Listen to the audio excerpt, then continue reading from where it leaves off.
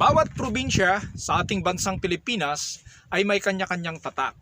Sa aming bayan, Candon City, ay mayroong tinatawag na siyudad ng Kalamay at siyudad ng Cornic. Yan ang pinagmamalaki ng Candon City. Isang negosyo, isang produkto na proud kami dahil yan ay produkto talagang dinevelop ng mga Ilocano na taga Candon City. At ang maganda nito, ang negosyong ito ay patok sa buong Pilipinas. Kung Kalamay, Cornic ang pinag-uusapan, pumunta ka na sa Candon. Pero sa hapong ito ay mayroon akong nais ibahagi sa inyong lahat. Dahil kakaunti pa lamang ang nakikita ko na gumagawa nito. Maging sa aming lugar sa Candon City, kakaunti pa lang din ang gumagawa ng negosyong ito. Sabihin na natin na kami ay nagpo-produce ng Cornic, na kami ay nagpo-produce ng Kalamay sa aming syudad. Pero saan mo makikita ito? Ito ay makikita mo lamang mismo sa bayan o di kaya sa kanilang pwesto. Kaya ang isasuggest ko ngayon o ang naiisip ko ngayon ay napaka-importante hindi lang para sa aming mga taga-Candon. Ano ito? Kabayan, ang nakita ko kasi napakaraming nagbi-business ng sari-sari store. Pero wala pa rin silang kinukuha o inaangkat na mga Cornic, Kalamay at idine-display nila sa kanilang sari-sari store.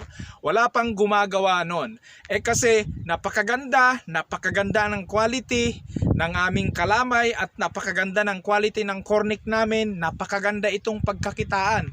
Dahil ito, gamitin mo lamang yung skills mo sa repacking at saka ito, hindi mo na kailangan gandahan yung pagde-display mo dahil maganda na talaga ito, naka-design ng maganda at patok na talaga ito.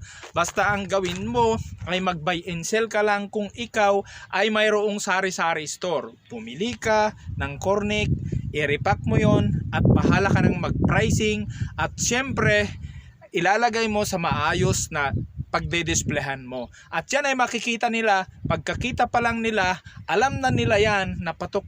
Lalo na pag tinikman nila ito, patok talaga ito. Kaya kabayan, gawin mo yan at ganun din sa aming Kalamay.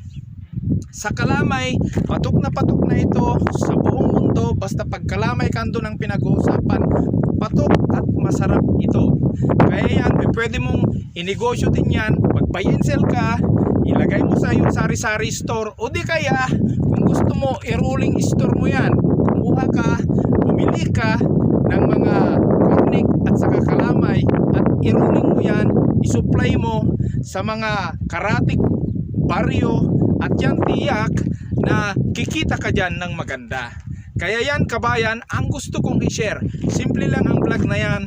Pero ang pinag-uusapan kasi natin dito kung paano tayo magkaroon ng extra income aside from our income na meron na tayo dahil alam naman natin na napaka-importante ang pagninegosyo. May kasabihan na hindi sapat ang isang source of income lamang. Kinakailangan magkaroon tayo ng multiple source of income.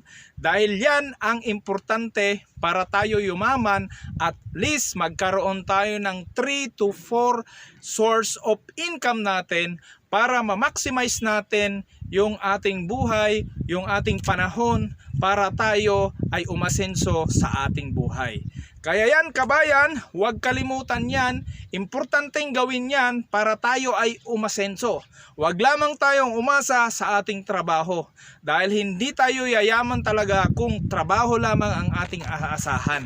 Kaya kinakailangan nating magnegosyo, mag-invest kung pwede, kung meron tayong time na mag-invest at magkaroon tayo, i-desire natin ang passive income. Dahil importante ang passive income. Kung meron tayong passive income, tayo ay yayaman.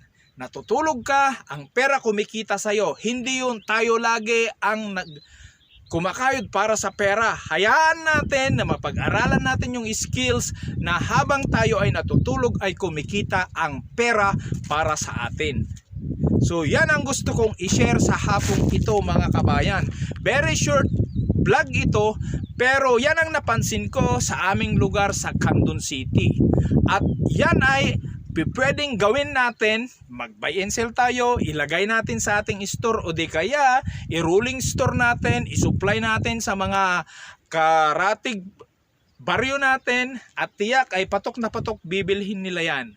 Dahil kinakailangan nating magkaroon ng extra income. So sana ang vlog na ito kabayan nakatulong sa inyo. Wala man sa inyo ang produkto na ito, pwede mong kunin yung principles niya para i-apply mo sa iyong buhay. Tiyak makakatulong sa inyo dahil alam ba natin habang maganda pa ang panahon mga kabayan, tayo ay magsigasig na magnegosyo at mag-ipon na. Dahil pagdating na naman ng tag-ulan, hindi tayo makagalaw. Alam natin na ang ating bansang Pilipinas ay sinasalanta pa rin ng COVID-19. Pero kailangan magkaroon tayo ng strong will para matakasan at matapos natin ang mga problemang ito para maharap natin para gumanda ang ating buhay. So yan lamang po ang i-share ko sa umagang ito. Ako po si Mr. Bernard Tubera Gabaon ang nagsasabi sa inyo, go negosyo, practical tips ang kailangan mo para buhay mo ay masenso.